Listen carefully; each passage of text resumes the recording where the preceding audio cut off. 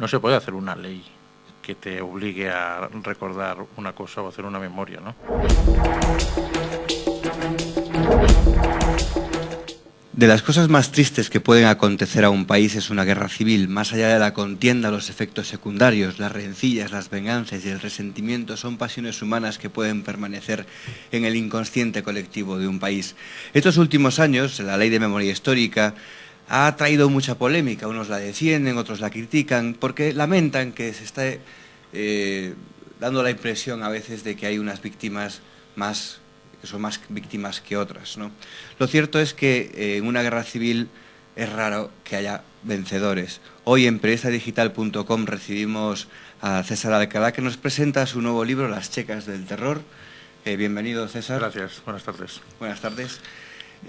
Comentas en el libro, quizá parte de una premisa que es que de 2 años a esta parte se habla mucho de eso, de ley de memoria histórica, que a priori quizá el objetivo del gobierno es ir a todas las víctimas de una guerra civil, pero no sé, tal vez se está derivando... Se está centralizando demasiado hacia unas víctimas y no las otras.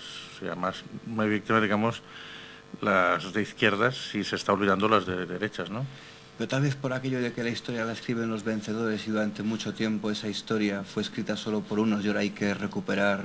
Pero también hay que tener en cuenta que cuando acabó la guerra civil, Franco dijo que se olvidara el pasado y que las cosas tenían que ir hacia adelante. O sea, tampoco nos escribió tanto durante todo aquel periodo. Quizás ya a final del franquismo sí, pero lo que son los años 40 y 50 no hubo una revisión histórica ni se habló tanto de la guerra civil, porque se tenía más que reconstruir el país, ¿no? Más que de hablar de una guerra. De una guerra, ¿no? Que ya había pasado y había que levantar un país que había quedado obviamente desolado. Desolado, ¿no? Y lo más importante era reconstruir el país y no hablar, o sea, y no hacer historia. Y por eso os digo, en los años 60, 70 sí que a lo mejor sí ya se empezó otra vez, pero claro, ya era una época que ya había un bienestar económico en el país. Había un país otra vez. Ya había un país otra vez, exactamente. ¿Qué eran estas checas del terror? La verdad es que eran terroríficas. O sea, hay muchas historias que te podría contar de esto.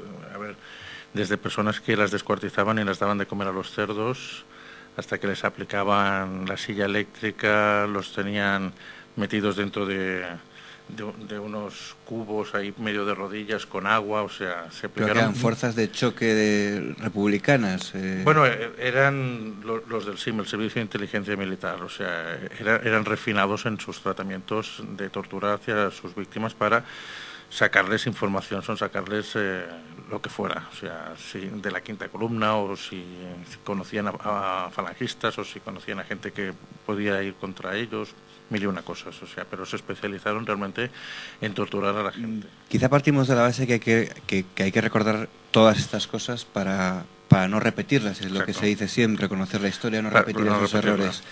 Entonces ahora mismo, ¿qué haría falta en esa memoria histórica que se está enarbolando? ¿Qué haría falta hacer para que fuera más justa, ¿no? Más...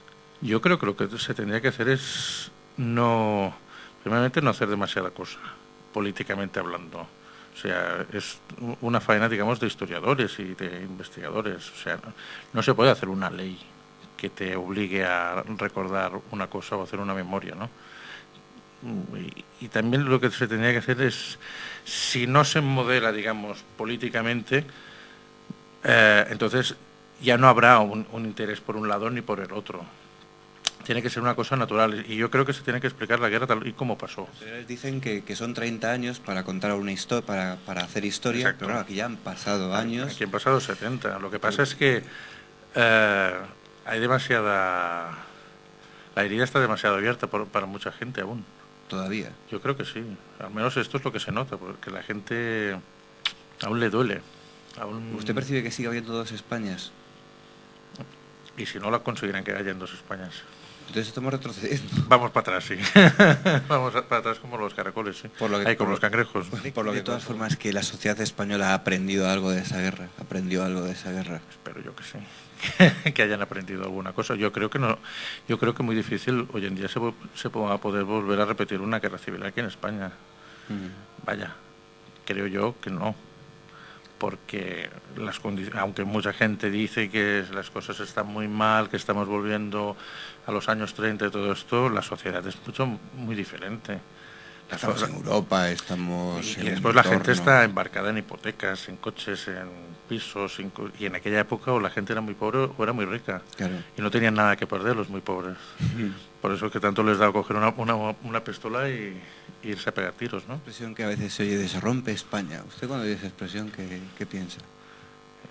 Yo creo que no, es muy difícil romper España. Sí. No, yo creo que no. A ver, romper España.